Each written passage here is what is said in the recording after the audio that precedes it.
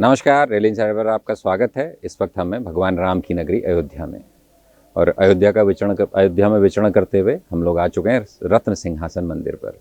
रत्न सिंहासन मंदिर राम जन्मभूमि और कनक मंदिर के बीचों बीच में स्थित है।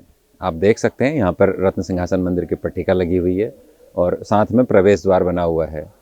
रत्न सिंहासन मंदिर या राजगद्दी मंदिर वो जगह है जहाँ पर भगवान राम जब 14 वर्ष के वनवास के बाद लौट कर आए थे तो उनका राज्याभिषेक किया गया था। भगवान राम ने यहाँ कई हजार साल तक शासन किया। भगवान राम के अयोध्या लौटने के बाद अयोध्या वासियों ने दीपक जलाए, खुशियाँ मनाई। उसी दीपोत्सव का नाम पड़ा दिवाली। यानी आप ये कह सकते हैं कि रत्न सिंहासन मंदिर वो जगह है जहाँ जब भगवान राम राजगद्दी पर विराजे तो उसके बाद दिवाली मनाने की शुरुआत की गई। हम इस वक्त रत्न सिंहासन मंदिर के बिल्कुल गेट पर खड़े हैं, प्रवेश द्वार पर। आप देख सकते हैं यहाँ पर महाराज अरुणदास जी हैं जो रत्न सिंहासन मंदिर के पुजारी भी हैं। उनसे हम मंदिर के इतिहास को लेकर और अयोध्या के इतिहास को लेकर तमाम बातें करने जा रहे हैं। आचार्य जी, आपका बहुत बहुत स्वागत है रेल इंसाइडर पर। जय जय श्री राम, आपका स्वागत है। आचार्य जी, सबसे पहले हमें इस मंदिर के इतिहास के बारे में कुछ बताइए। ये प्रभु राम जी की राजगद्दी है। अयोध्या से जब प्रभु जी का वनवास हुआ था, 14 वर्ष वनवास के बाद में प्रभु श्री राम जी अयोध्या जब पधारे, इसी स्थान पर गुरु वशिष्ठ जी ने प्रभु श्री राम जी का राज्याभिषेक किया था और भगवान ने प्रजा पालन करते हुए, राजकाज संभालते हुए 11,000 वर्ष राज्य किया था।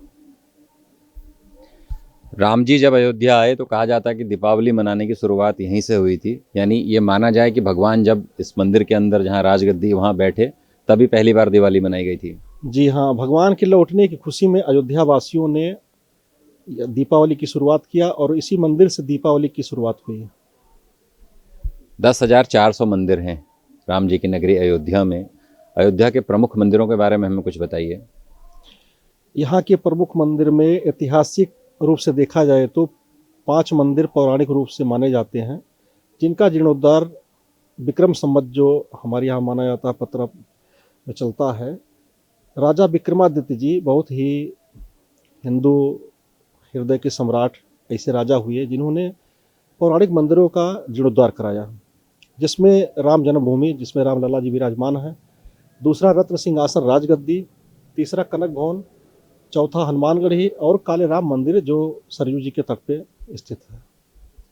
आचार्य जी, कहा जाता है कि अयोध्या एक ऐसी नगरी है जहाँ हर धर्म के जो धर्म गुरु थे वो एक बार आए।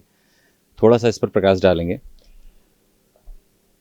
अपने राम जी, मर्यादा पुरुषोत्तम राम जी सभी धर्मों में पूजनीय हैं। सभी धर्म के लोग इनको मानते हैं। इसी से आकर्षित होकर के सभी धर्मों के लगभग लोग यहाँ पे अयोध्या आए। उन्होंने भगवान राम की पूजा किया। मर्यादा पुरुषोत्तम भगवान की पूजा करने के लिए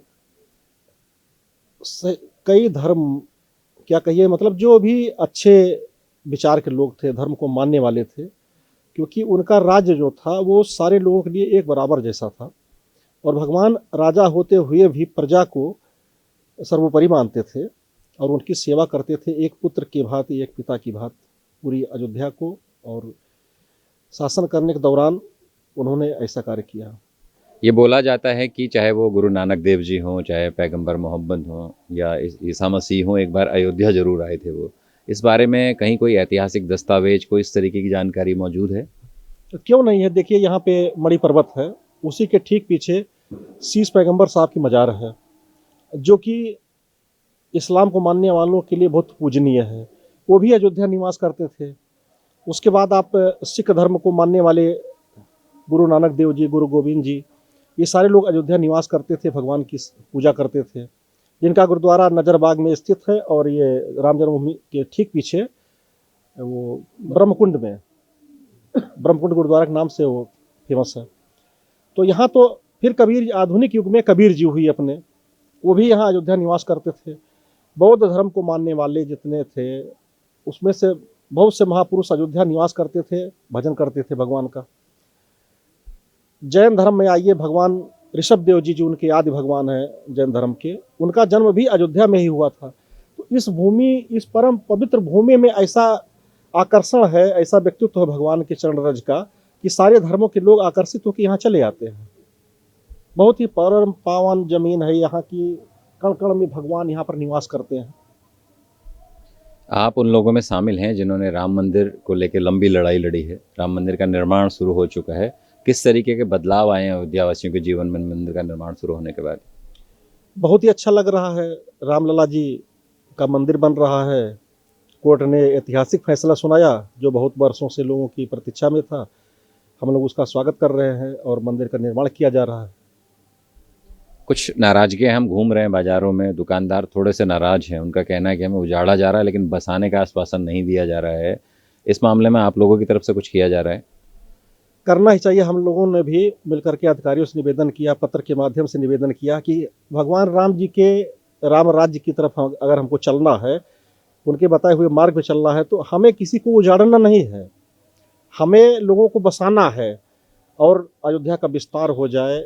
जितनी दुकानें, मान लीजिए किसी को हटाया जा रहा है, समस्या है कि भाई रोड पतली है तो हटाना ही पड़ेगा, तो सबसे पहले हम जिसकी रोजी रोटी छीनेंगे उसको पहले हम उसके लिए इंतजाम करेंगे। हम उसको दुकान बनवा के दें, हम उसका कहीं रोजी रोटी का इंतजाम कर दें, तो ये नाराज़गी जो लोगों में है वो नाराज़गी अपने आप दूर हो जाएगी। क्योंकि रोजी रोटी छीनने पर तो भाई कोई भी व्यक्ति होगा तो नाराज़ तो होता ही है।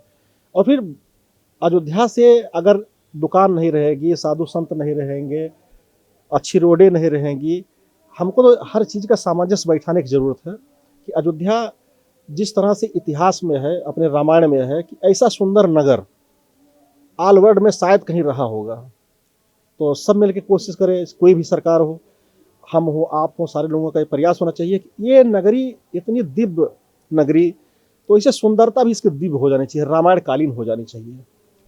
आप एक संत हैं। हमारे जो मुख्यमंत्री जी हैं श्री योगी आदित्यनाथ जी, वो भी एक योगी हैं, संत हैं। तो संत के मुख्यमंत्री बनने के बाद अयोध्या और बाकी जगहों की संतों की ज़िंदगी में क्या बदलाव आया? देखिए, संत तो मस्त फकीर होते हैं, उनकी ज़िंदगी में कोई बदलाव की ज़रूरत नहीं है। वो तो भगवान की सेवा कर रहे हैं, तो अपने आप ही भगवान बदलाव ला दिए उनकी ज़िंदगी में। ये कि योगी जी साधु होने के बावजूद अगर भगवान ने कृपा की उनके ऊपर में, वो मुख्यमंत्री हैं, तो उनको तो और लोगों की अपेक्षा 100 गुना ज़्यादा काम करना चाहिए अयोध्या के लिए, कि वो एक इतिहास बन जाए इनका कि कोई संत मुख्यमंत्री हुआ था, राजा हुआ था उत्तर प्रदेश का, तो उसने वो गरिमा लाने का काम किया कि जो अयोध्या में पुराने समय में थी, पौराणिक स्थल जो ये हैं, सारे मंदिर हैं यहाँ जीर्ण शीर्ण हो रहे हैं, सबका उद्धार होना चाहिए, जीर्णोद्धार होना चाहिए। हमको किसी को उजाड़ने की ज़रूरत नहीं, हमको बसाने की ज़रूरत है, सबको बसाया जाए। अयोध्या में बहुत से मंदिर ऐसे हैं जीर्ण शीर्ण अवस्था में, जहाँ पर भोग राग लगना मुश्किल होता है।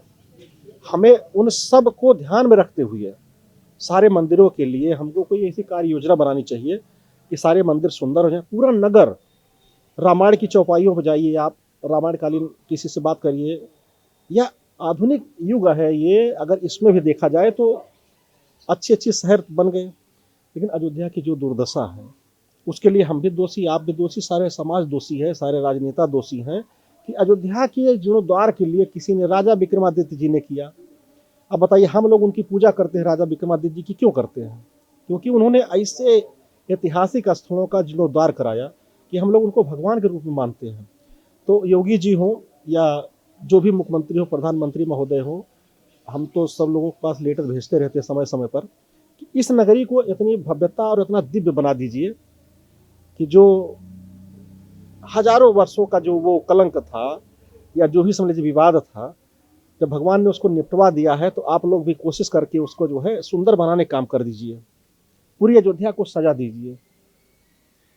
राम दरबार का मतलब होता है सजा राम दरबार, तो अतुलनीय शोभा होनी चाहिए इसकी। कहीं से आने के बाद में यहाँ पर ऐसी व्यवस्थाएं होनी चाहिए कि लगे कि हम भगवान के परम धाम, जो अवध धाम, धामाधिपति अवतारण पति राम, सकल सिद्धपति जान की दासन पति हनुमान, और सरजू मैया को भी ले लो तो, और इतने ही समझ लीजिए, मैं बात कहना चाहता हूँ इतने ही शब्दों में कि इतनी चीजें धर्म की जो अपने राम जी हैं, जितने भी अवतार भगवान के हुए, उसमें सबसे अच्छा अवतार भगवान अपने प्रभु राम जी का माना गया। सभी धामों का राजा अयोध्या है, सभी प्रकार की सिद्धियों के दात्री, अष्ट सिद्ध नवनीत के दाता, ये अपनी माता सीता मैया है, वो भी यहाँ विराजमान है। अपने हनुमान जी यहाँ विराजमान हैं, राम दुआरे तुम रखवारे। तो इतनी अच्छी व्यवस्थाएं यहाँ पर होनी चाहिए कि जो लगे कि ये व्यक्ति अयोध्या आया हुआ है तो उसको अतुलनीय नगरी लगे। ये अपने इस भारतवर्ष में सबसे अच्छी नगरी होना चाहिए इसको। उसके लिए हम किसी पार्टी से नहीं, किसी राग द्वेष से नहीं, हमको सारे लोगों की ज़रूरत है, हमको आपको सारे लोगों को मिल के ज़रूरत है कि इस नगर को एकदम सुंदर बना दिया जाए, दिव्य बना दिया जाए। अखिलेश यादव जी कह रहे हैं कि अगर उनकी सरकार बनती है तो मंदिर जो भी हैं, जो पुजारी, सबको लिस्टेड करेंगे, उनको जो है वेतन दिया जाएगा, ट्रस्टों के बारे में सोचा जाएगा। आपको नहीं लगता कि भाजपा को भी ऐसी कोई बात करनी चाहिए? बिल्कुल करना चाहिए। अच्छा काम हम कह रहे हैं ना कि कोई पार्टी, किसी पार्टी से कोई मतलब नहीं। राम जी के तो सारे लोग हैं, तो जो भी अच्छा काम करे हर पार्टियों को करना चाहिए। ये अखिलेश जी हो, चाहे योगी जी हो, अथवा कोई भी हो, कांग्रेस हो, भाजपा हो, हमको अच्छे कार्य से मतलब है, अयोध्या के जीर्णोद्धार से मतलब है। हमको पार्टी विशेष से कोई मतलब नहीं रखना चाहिए, क्योंकि हम लोग साधु संत हैं। हम लोगों को अयोध्या की गरिमा के बारे में, अयोध्या के उद्यार के बारे में हम लोगों को कार्य करना चाहिए और सारे लोगों को मिलकर करना चाहिए। 1992 से लेकर अभी तक ये बिल्कुल राजनीति का गढ़ बन जाता है अयोध्या हर चुनाव में। इस बार भी सपा अपने मुद्दों पे वोट मांग रही है और भाजपा स्पष्ट कह रही है, भाजपा की रैलियों में जो गाना बज रहा है, जो राम को लाए हैं हम उनको लाएंगे। राजनीति ने रामनगरी का कितना नुकसान किया है? आप राजनीति ने तो सारा नुकसान किया अयोध्या का। किसी के मन में ऐसी भावनाएं नहीं आई कि राजनीति से हट करके सारे लोग इसके जीर्णोद्धार के लिए कार्य करें। इसका नवनिर्माण होना चाहिए, पुनर्निर्माण होना चाहिए, उसके लिए कार्य करना चाहिए। पार्टी क्या, भगवान ने आपको अवसर दिया, आप कार्य करिए। अच्छा काम करेंगे आप, एक नहीं 10 बार मुख्यमंत्री हो जाएंगे, 10 बार प्रधानमंत्री हो जाएंगे। नहीं तो प्रभु कृपा हट जाएगी तो ये जनता आपको उससे बाहर कर देगी। अच्छा, आप लोग उन लोगों में शामिल हैं जो दिन रात भगवान की सेवा करते हैं। मंदिर का निर्माण शुरू हुआ और जमीन का विवाद पूरे देश में गूंजा कि जमीन खरीद में गड़बड़ हुई है, तमाम दूसरे आरोप लगे। इससे यहाँ का जो आम राम भक्त है वो कितना आहत होता है? बहुत आहत होगा, क्योंकि अगर आप अगुवा हैं किसी चीज़ के, हम अगुवा हैं किसी चीज़ के, तो कोई गलती अगर हमारा कार्यकर्ता भी करेगा तो सारा दोस्त हमको ही लगना चाहिए ना। तो ऐसी चीज़ नहीं होनी चाहिए, और राम जी क्षमा भी नहीं करेंगे अगर कोई ऐसा कार्य करता है तो। थोड़ा मुद्दा बदलते हैं हम लोग। सरयू नदी बोला जाता है कि हर जगह पश्चिम में बहती है, लेकिन अयोध्या जब आती है नदी तो उत्तर में बहने लगती है। तो इसके पीछे क्या कारण लगता है आपको? ये प्रभु की कृपा है कि सरजू मैया उधर से आती है पश्चिम से, और अयोध्या में प्रवेश करते ही ये उत्तर दिशा बहने लगती हैं। अवधपुरी ममपुरी सुहावन, उत्तर दिश सरजू बह पावन। यहाँ पर उत्तर दिशा में सरजू मैया भगवान के साथ खेल करते हुए बाल रूप में भगवान यहाँ पर जब घूमते थे, विचरण करते थे, सरजू मैया के किनारे किनारे तट पे भगवान का विचरण होता था। ये तो उनकी कृपा है और माता की कृपा है, सरजू मैया की। एक और चीज़ बोली जाती है आचार्य जी की, सरयू नदी तो यहाँ बहती है। खुद भगवान राम भी सरयू नदी का उल्लेख करते हैं। रामचरितमानस में जगह जगह इस बात का जिक्र आता है, हर जगह जगह। एक और गुप्त नदी के यहाँ पे बहने की बात बोली जाती है कि जहाँ रामलला का जो महल था उसके आसपास कोई नदी बहती थी। इसके कोई प्रमाण मौजूद है यहाँ पर? देखिए, वो प्रमाण तो खैर कागजों में तलाशे जाए तो मिलेंगे, लेकिन हम लोगों की थोड़ी बहुत जानकारी में जो आता है, वो राम लला जी के ठीक पीछे एक छोटी सी नदी जैसी जो है वो बरसात के दिनों में बहती थी, और वो रामलाला जी के पीछे से बहते हुए वो रेलवे स्टेशन के पिछले भाग से, पश्चिम भाग से होते हुए वो जाकर के मणि पर्वत के पास में, जहाँ भगवान मणि पर्वत एक मंदिर बना हुआ है, भगवान वहाँ सावन के महीने में झूला झूलने के लिए जाते थे, वहाँ पर वो नदी मिलती थी जाकर के। त्रिलोकी गंगा भी लोग बोलते हैं उनको, ऐसा सुनने में आता है। हम लोग बाल अवस्था में कुछ थोड़ा बहुत देखे भी हैं। उस नदी के बहने का कोई प्रमाण इस तरीके या कोई इतिहास में कोई उल्लेख? इतिहास में तो उसमें स्कंद पुराण में और उसमें कहीं कहीं थोड़े थोड़े लोग लेख मिलते हैं। और दूसरा ये है कि हमारे पूज्य गुरुजनों ने, ऋषियों मनीषियों ने बताया है कि भगवान जब यहाँ पर अवतार लिए तो समस्त ब्रह्मांड के जितने भी देवता थे वो किसी न किसी रूप में, और जितने भी धार्मिक वो थे, अपना भगवान के साथ खेल खेलने के लिए, भगवान के लीला का सानिध्य लेने के लिए यहाँ पर आते थे। तो वो किसी रूप में भी आ सकते थे। तो देवता देवता के रूप में तो आएंगे नहीं, मनुष्य के रूप में आ जाते थे और भगवान की परिक्रमा करते थे, यहाँ पे भगवान के साथ खेल खेलते थे। तो उसमें जितने भी अपने धार्मिक, गंगा मैया होंगी, चाहे सरजू मैया होंगी या सरस्वती होंगी, या जितने भी अपनी धार्मिक नदियां हैं जो माँ के समान हैं, तो जाहिर सी बात है वो भी आई होंगी। राम मंदिर का निर्माण चल रहा है, तमाम एजेंसियां सरकार ने हायर की हैं। कभी ऐसा हुआ कि वो समितियां अयोध्या के आम लोगों के साथ बैठ के या जो पूरे आंदोलन में शामिल रहे उनके साथ बैठ के कोई नहीं, विचार विमर्श करती हों? ये विचार विमर्श नहीं करते हैं और ये गलत भी है, क्योंकि सुझाव और सहयोग जो भी व्यक्ति हमको देना चाहता है तो हमको लेना चाहिए। अच्छा सुझाव आपसे भी मिल सकता है, किसी भी व्यक्ति से मिल सकता है, उस पर भी एक जो लोग बड़े लोग हैं यहाँ पे, तो सबको बैठ करके आपस में बात करना चाहिए, फिर जो अच्छे से अच्छा हो सकता है। और हमारा तो मानना है कि ये जो मंदिर बन रहा है छोटा बन रहा है, मेरे नज़रिए से बहुत छोटा बन रहा है। वो इसलिए हम मानते हैं कि भगवान के समय में जो पूरी राम कोट है जी, ये कोट रामचंद्र के नाम से, जिस जमीन पे आप बैठे हुए, राम जी का महल था और पूरा महल जो है 7 मंजिले का था, जिसमें मेन गेट था हनुमानगढ़ी के पास में। वहाँ पर हनुमान जी का, हनुमान टीला के नाम से पहले था वो। तो इसमें है, देखिए गोस्वामी तुलसीदास ने जो हनुमान चालीसा में लिखा कि राम द्वारे तुम रखवारे, मेन गेट पे हनुमान जी विराजमान होते थे। उसके बाद में फिर देखिए सुग्रीव टीला आपने देखा होगा, वहाँ पर सुग्रीव जी विराजमान थे। फिर नल, नील, अंगद टीला, सुग्रीव टीला, जामवंत टीला, विभीषण कुंड, विभीषण जी का टीला। तो मत गजेंद्र जी जो विभीषण जी के लड़के हैं वो भी वहाँ विराजमान है कोतवाल के रूप में अयोध्या के। तो ये सारे पूरा रामकोट एक महल में होना चाहिए।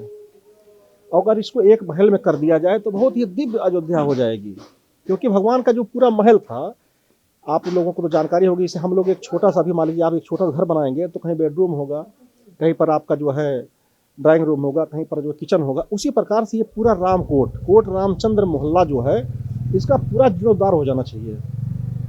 और तभी इसकी, आप चाहे उसको वास्तु की दृष्टि से सोचें, चाहे आप इसकी भौगोलिक दृष्टि से सोचें कि आप जिस स्थान पर बैठे हुए हैं, रत्न सिंहासन राजगद्दी, इसके बारे में है कई जहाँ लेख मिलता है कि ये कल्प वृक्ष के ऊपर विराजमान है भगवान, सिंहासन पर त्रिभुवन साईं देख सुरन दुंदुभी बजावे।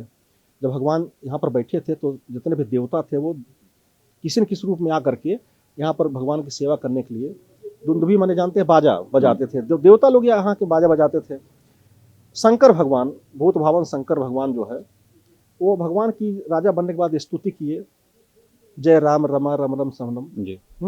तो जब इतने देवता यहाँ पर स्तुति किए और इसकी भौगोलिक स्थिति बताती है कि यही रामलला जी का जो है जन्मभूमि है, ये पूरा रामकोट जो है वो एक महल हो जाना चाहिए।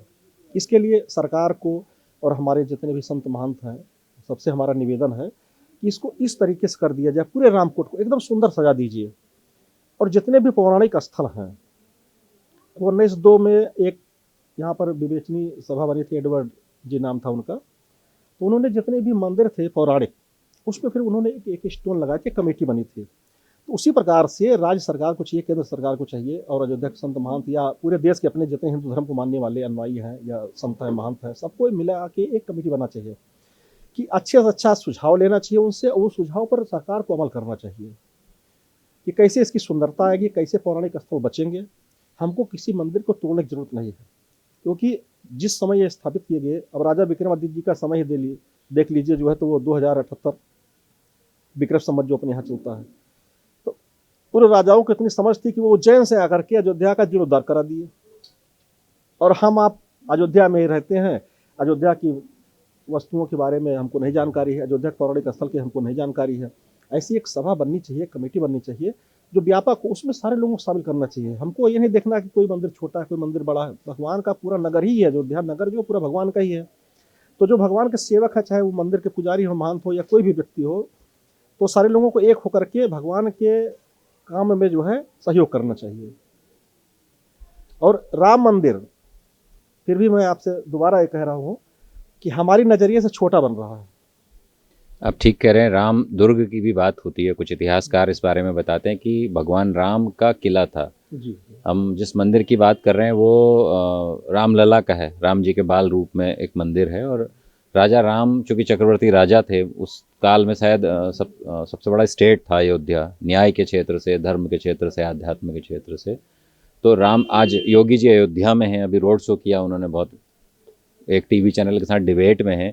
योगी जी को कुछ मैसेज देना चाहेंगे इसको लेके? योगी जी से मेरा ही निवेदन है कि रोड शो आप करिए, आपको यहाँ प्रेम भी लोग करते हैं, लेकिन आप उसी प्रेम को अयोध्या के जीर्णोद्धार के रूप में लौटा दीजिए, अयोध्या के नवनिर्माण में लौटा दीजिए। बस हमारा योगी से यही निवेदन है। इसमें हमको किसी उसकी ज़रूरत नहीं है। आप योगी का मतलब होता है, अगर समझा जाए तो वो बहुत बड़े हस्ती हैं और उस पावर में है, उसका थोड़ा सा इस्तेमाल करने बस, क्योंकि भगवान ये अवसर बार बार नहीं देता है, किसी को नहीं देता है ईश्वर। एक बार उनको मौका मिला है तो अयोध्या को इतनी सुंदर बना दें, यही मेरा निवेदन है कि लोग रामायण यहाँ आने के बाद उनको लगे कि हम रामायण कालीन युग में जो है भगवान के युग में चल रहे हैं। एक आम अयोध्यावासी के नज़रिए से मैं अगर आपसे पूछूं तो एक आम अयोध्यावासी कैसी अयोध्या की कल्पना करता अपने दिमाग में? देखिए, आम अयोध्यावासी की क्या ज़रूरत है? रोटी, कपड़ा और मकान। तो हमको ऐसे रोजगार देने की ज़रूरत अयोध्या में लोगों को है कि सारे अयोध्यावासी खुश हो जाए। राम राज्य में ही तो होता था भगवान के समय में कि कोई दुखी नहीं था, कोई भूखे पेट सोता नहीं था। वृक्ष जो है फलदार हो गए थे, उपवन था, इतने सुंदर सुंदर यहाँ पर उपवन थे, बगीचे थे, हर प्रकार के फल के वृक्ष थे यहाँ पे। अब सोच लीजिए कि मधुमक्खियाँ भी अपना छत्ता लगा देती थी मधु देने के लिए। जब भगवान अपनी सेना के साथ आ रहे थे तो रास्ते में क्या खाएंगे, क्या कहाँ रहेंगे, बंदर भालू जो है, तो जिसको जिस चीज़ की आवश्यकता होती है वही चीज़ मिल जाती है। अयोध्या तो पूरा अयोध्या ही कल्प वृक्ष मान लीजिए आप। यहाँ पर जो भी व्यक्ति आवे, जिस भावना से आवे, उसका भगवान मनोरथ पूरा करते हैं। तो ऐसे परम तपस्वी अपने राम जी हैं, परम प्रतापी राजा भी हैं, तपस्वी संत भी थे वो। तो उन्हीं के बताए हुए मार्ग पर चलते हुए हम लोगों को अच्छा काम करना चाहिए। और अयोध्यावासी जितने भी लोग हों, यहाँ पर कोई भी व्यक्ति हो, उसकी रोजी रोटी ना छीनी जाए, उसकी रोजी रोटी का इंतजाम हम करें। सरकार को चाहिए कि अयोध्या को बसाने के लिए अगर किसी को जानना पड़े तो उसके पहले उसका इंतजाम कर दिया जाए, तो सारे अयोध्या वाले भी सुखी हो जाएंगे। क्योंकि राम राज तभी होगा जब सारे लोग सुखी रहेंगे। भगवान कहते हैं अति प्रिय मोह यहाँ के वासी। अब अयोध्या वासियों को भगवान बताते हैं कि सबसे प्रिय हमको यही है, अयोध्या वासी। तो उनको तो हमको खुश रखने की जरूरत है ना, उजाड़ने की जरूरत नहीं है, नाराज करने की जरूरत नहीं है। जो नाराज है उनको मना लेने की जरूरत है, उनको रोजी रोटी देने की जरूरत है। तमाम दुकानदारों में भी हमने नाराजगी देखी है। लोग कह रहे हैं कि हटा देंगे, बसाने का कोई आश्वासन नहीं दिया जा रहा है। इन लोगों की तरफ से कोई अपील आप सरकार से करना चाहेंगे? सरकार से मेरा निवेदन है, उजाड़ने के पहले बसा दीजिए। क्योंकि अगर हमारे पास संसाधन है तो हमको ये चाहिए कि हम उनको उजाड़ने से पहले उनको हम बसा दें, उनको रोजी रोटी दे दें। कोई विरोध नहीं करेगा। हम तो सारे लोगों से वार्ता करते रहते, निवेदन करते रहते कि भाई राम जी का काज है, होने दीजिए। तो सब लोग ये कहते हैं कि हमारे बच्चे भूखे मर जाएंगे। 5 आदमी परिवार है, एक छोटी सी उसकी 4-6 फुट की दुकान है मान लीजिए, और उसको हम उजाड़ेंगे तो नाराज तो होना स्वाभाविक होता है। तो इसलिए सबसे पहले उजाड़ने से पहले हम उनको बसा दें।